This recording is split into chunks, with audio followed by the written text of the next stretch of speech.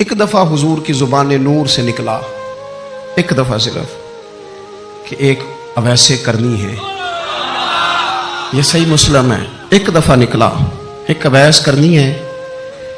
کرن کی شاخ ہے مراد، اس شاخ سے تعلق رکھتے ہیں، باپ کا نام عامر ہے، اویس بن عامر کہلاتے ہیں، برس کے نشان تھے۔ یہ دیکھو یہ ساری نشانیاں حضور نے بتائیں۔ کتنی جگہ آپ نے سنا ہے حضور نے دیکھا نہیں انہیں، اور یارو کوئی ضروری تو نہیں نا کہ کوئی ظاہری طور پر ملے تو تب بھی پتہ چلتا ہے۔ محبوب کو پتہ ہے کون کہاں کہاں بیٹھ کے روتا ہے۔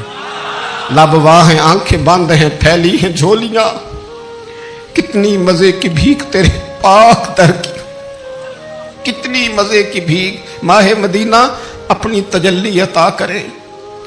یہ ڈھلتی چاندنی تو پہر دو پہر کی، او دیکھو نا روزے دے دوالے نے غلامہ دیا ٹولیاں، وہ ایک پہ سن دے کروڑاں دیا بولیاں، اور بڑی امید ہے، بڑی امید ہے سرکار قدموں میں بلائیں گے۔ کرم کی جب نظر ہوگی مدینے ہم بھی جائیں گے، اور اگر جانا مدینے میں ہوا ہم غم کے ماروں کا تو مکینے گنبد خضرا کو حال دل سنائیں گے۔ ایک دفعہ حضور نے فرمایا عمر، ایک اویس بن عامر نام کا شخص ہے، کرن کا ہے، مراد ایک شاخ ہے قبیلے کی، اس سے تعلق رکھتا ہے، ماں کا بڑا فرما بردار ہے۔ یہ دیکھیں حضور غلاموں کی نشانیاں بتا رہے ہیں، غلاموں کی، بے خبر ہو جو غلاموں سے وہ آقا کیا ہے، اور بندہ مٹ جائے نہ آقا پہ تو وہ بندہ کیا ہے۔ فرمایا برس کے نشان ہے چہرے پہ، برس ہوا تھا وہ ٹھیک ہو گیا، درہم کے مطابق نشان ہوگا، ماں کا فرما بردار ہے۔ اور حضور نے فرمایا عمر، اس بندے کی شان اتنی ہے کہ وہ اگر اللہ کو کوئی قسم دے دے تو رب پوری کر دیتا ہے۔ فرمایا اگر عمر تیری ملاقات ہو گئی نا تو اسے اپنے لیے دعا کرا لینا۔ بس طے کر لیا حضرت عمر نے، جو بندہ بھی یمن سے آئے عمر پوچھیں اویس کو جانتے ہو، اویس کو جانتے ہو، جو بھی ملے نا حضرت عمر پوچھیں اویس کو جانتے ہو۔ ایک وقت وہ آ گیا کہ حضرت اویس خود ہی آ گئے، حضرت عمر کی ملاقات ہو گئی۔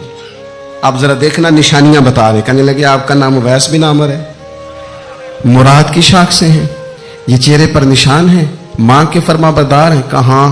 کہنے لگے اٹھاؤ پھر ہاتھ میرے لیے دعا کرو۔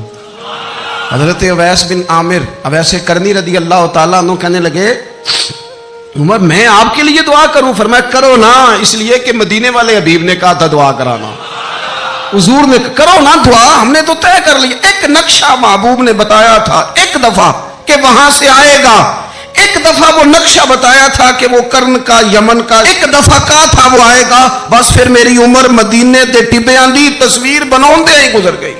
ساری زندگی پوچھا اویس تو نہیں نام، پھر وہ مل گئے تو کہا دعا کرو، دعا کرائی۔ پھر حضرت فاروق اعظم رضی اللہ تعالیٰ عنہ حضرت اویس کرنی سے کہنے لگے آپ کہاں جانے کا ارادہ رکھتے ہیں؟ یہ سارا کچھ صحیح حدیث میں موجود ہے۔ تو حضرت اویس کرنی کہنے لگے میں کوفے جانے کا ارادہ رکھتا ہوں۔ کہا میں کوفے کے گورنر کے نام خط لکھ دوں کہ اویس آ رہا ہے؟ تو حضرت اویس کرنی کہنے لگے نا نا نا نا نا، ہمیں پروٹوکول نہیں چاہیے، میں نا سادہ رہنا پسند کرتا ہوں، اسی کسے دے کچھ نہیں جو لگ دے، نہ کوئی ساڈا دردی، بس کونے میں پیچھے، ہم کوئی سٹیج کے شوقین لوگ ہیں، ہم کوئی نعروں کے شوقین لوگ ہیں، ہم کوئی تصویروں کے شوقین، ہم تو پیچھے بیٹھنا، بس کسی کو نظر آئے نہ آئے۔ عمر نے تو خود بتا دیا نا کہ مدینے والے کی نظر میں ہیں آپ نظر میں ہیں۔ مختصر سی میری کہانی ہے، یہ جو بھی ہے ان کی مہربانی ہے، جب ان کی نظر میں ہے تو پھر کیمرے کی نظر میں آئیں چاہے۔ حضرت اویس کہنے لگے ضرورت کوئی نہیں، میں پیچھے رہنا پسند کرتا ہوں۔ تو حضرت عمر نے کوفے بھیج دیا، ایک بڑا رئیس آیا حضرت عمر سے ملنے کوفے کا، تو جناب عمر فرمانے لگے اویس کرنی کو جانتے ہو؟ کہ حضور جانتا تو ہوں، اویس بن عامر کو جانتا تو ہوں، حضرت اویس بن عامر کو، لیکن وہ تو پیچھے پیچھے رہتے ہیں، گھر بھی ان کا سادہ، حالات بھی زیادہ وسعت والے نہیں۔ حضرت عمر کہنے لگے تمہیں بندے کی شان کا نہیں پتا، وہ بندہ حج کرنے آیا ہوا تھا مکے، حضرت عمر سے ملے، کوفے کے رئیس تھے، تو حضرت عمر کہنے لگے واپس جانا تو اس سے دعا کرانا۔ یہ رئیس واپس گئے، حضرت اویس سے ملاقات ہوئی رضی اللہ تعالیٰ عنہ، تو کہنے لگے میرے لیے دعا کریں۔ وہ کہنے لگے آپ حج کر کے آئے ہیں، آپ دعا کریں۔ کہ نہیں آپ کریں۔ کہنے لگے آپ حج کر کے آئے ہیں، آپ کریں۔ کہنے لگے نہیں آپ کریں. تو حضرت اویس سمجھ گئے, کہنے لگے عمر سے مل کے آئے.